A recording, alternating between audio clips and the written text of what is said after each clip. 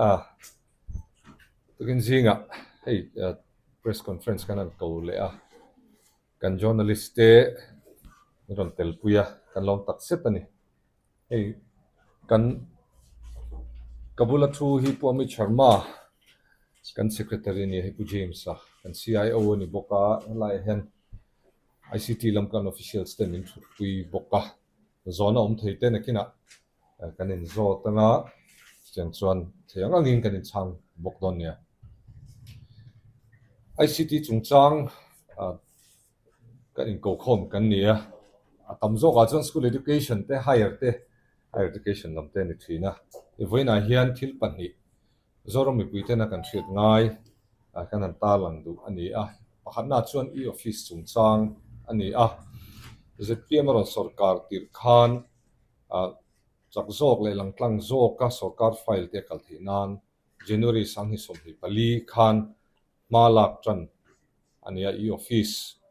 atan hian ke kan pen chana abul tran na pilot atan secretariat tuna kanomna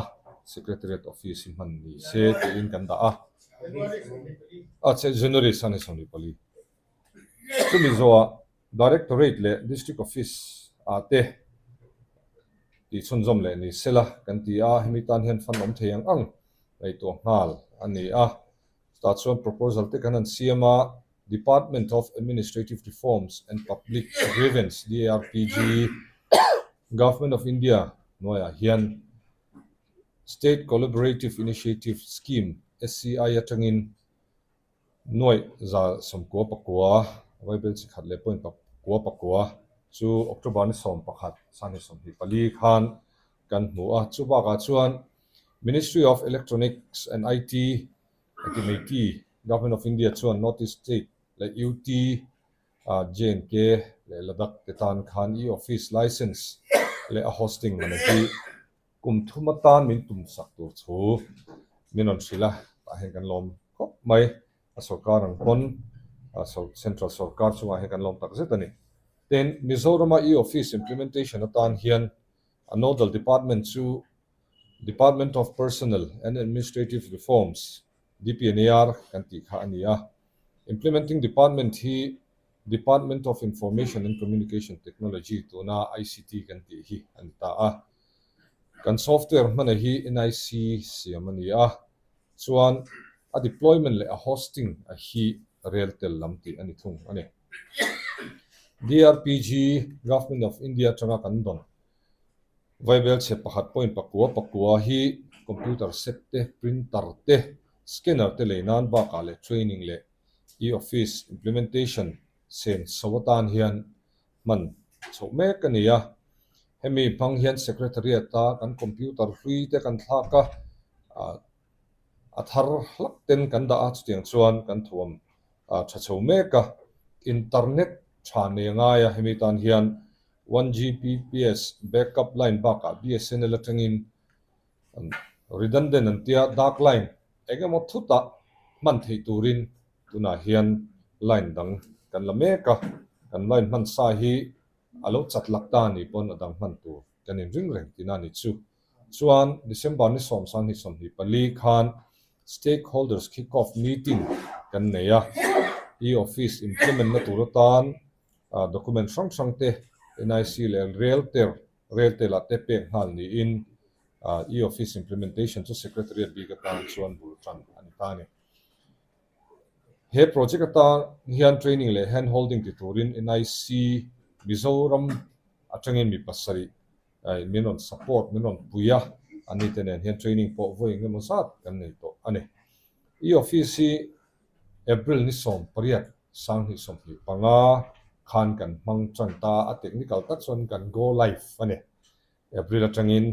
chuan atira chon secretariat ta department hanbik pali chu DPNAR te ICT school education le PWD hemia hian man phot ania tuna chon secretariat ta department zong somli le pakhat ba ka chief minister's office te man ani to ani office manga file siam zong hi sangruk zali somko pani ania nimina report kan dot sai chung thleng khan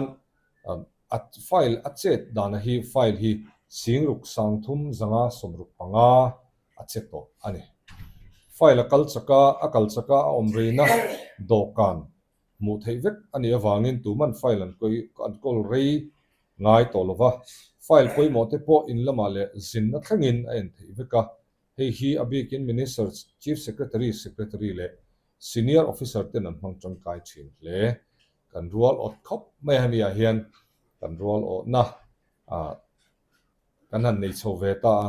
kan lom khop mai minister te zin alo ngai secretary te zin a file poimo khoi ha langa ya in kar to pa office kal thei silo file office om vala ngai si ang hi kan har sat na te ani a chunga chuan kan en chung zung thei to a kan tangkai pi hle ani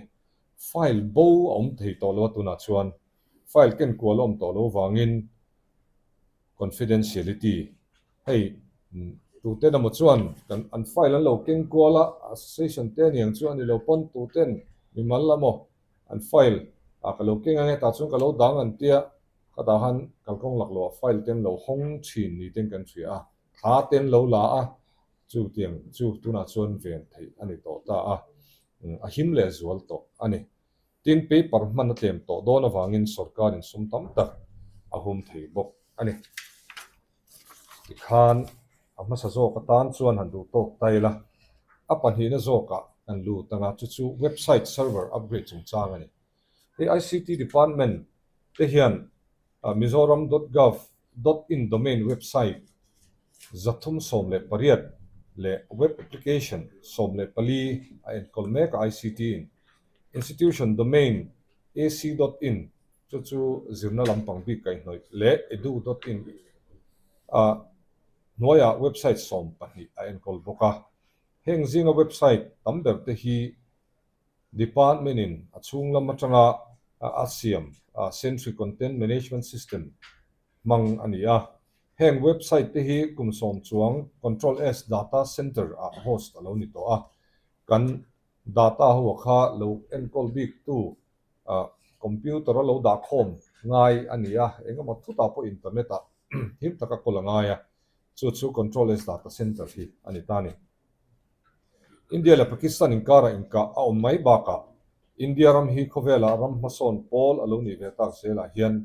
ram sang train cyber attack thanem tak alo om renga tunhai po kan hriat kha kan state big chau ni lovin state sang te point hei hi an tong ve reng bok ani khovel bo ruak in lum let zel hirin ICT infrastructure ti chakle thon chak hi emaw mo ni in kan ngaya chu wain kan server host na train control s data center atangin aya thale him zo ka ngai Google virtual private server VPS lama in son tha ti ania tuna hian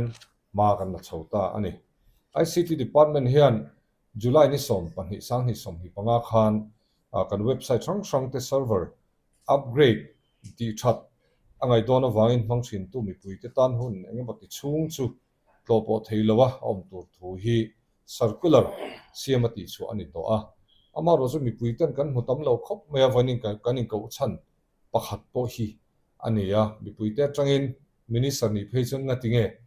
website da lo theilo ti kan tong tam khop maya zathum chuang atang khan tuna hina chan ve po kan la dalu theilowa chu voina po hian mi puite kanin siu tanga ya chu kanin ko chan pakhat ani tin hey Google virtual private server VPS thara website sang te suan lu ani don ta ka chuan heng website te hi ani anga dalu lovin internal audit ine ang kan ti a da chuan website da khan bak te lo oma thil dang alo in zepem software dang te lo om ti te khata khan data te a him to kem ti in kan check ta feka chu chuan hun min lak rei tir ta a website zathum som pariata hian kan set chawanga website kan lu chan page san alo om le a atiang khan a phek san tam tak om kha kan en non le veka a then page department te update tu ten sil ania chumia chuan tuna hian ma kan la avoin thleng hian website som hi le pathum ti nun to ani a chung te chu ATI te school education samagra higher and technical education tóm mày to mấy ang vai vai chuan lệ khắc anh bị đón thua som ni lệ pathum kan da chuak to tin web application kan ti bi heta app atanga malak theina ang chi kha ILP hand holding da ODC online e-leave ti te MPass fire and emergency online land tax te mizo thai thar MPSC online RTI online Spartan service window ti te ni chu do me chu mi puite ta na man thei turin tuna hian kan da fel vek to arang theyang pera ti sun zom sel kan tum ani ICT department chuan hum neng mo chen website service ti khailak ani don awang hian ani mek te poni to ang chu awangin mi puite hriat thiamna kan nge na he server infrastructure hi tuna kan in upgrade na hi athar kan lu na hi nakin zela sorkar tan mi pui tan thatur him jok tur ani wangin milok sa thiam thram turin kan nge na achak theyang berin kan kala tuna hian kan website da chu ho hi page nga te boipui ngai deuh hlek te ani ve boka a then chu ti zo zung zung thei te ani dona chumini wang chuan a sorkar a office lampang po hian miron nor na sa keima ni bik ti in amiron nge na tin thingtlang changpon kan department endua te ti hian thil kan hmu thei lo an ron tia thingtlang changte miron phone message te kan dong che ma ti hian mi pui mi lok sa thiam sam turin kan in nge na kan sorkar website te confidential thil te changchun kan lo wada upload vek kher lo te atianga abi kina an login an khoi thei thul te pawh kan dah lut te lani chung chu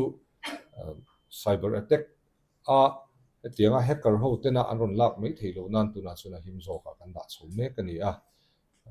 kan in hriat thiama milo do sam kha kan nge na mi puite lo ngai ven zela ata tola kan ti chho zela po milo se thiam turin kan nge nani ti khan ka soi tur chu kan du tok chowa zo na hun in hongila zo na sang po om thianga ICT hian ti rau rau mile department daga lu hi kan nei le thina voin zo ICT lamania to lama department dang lawain lu du ni pon ni ta sam se la to lama te mo tuna chan ICT kaning ko kho mane helam pang zo na i hong le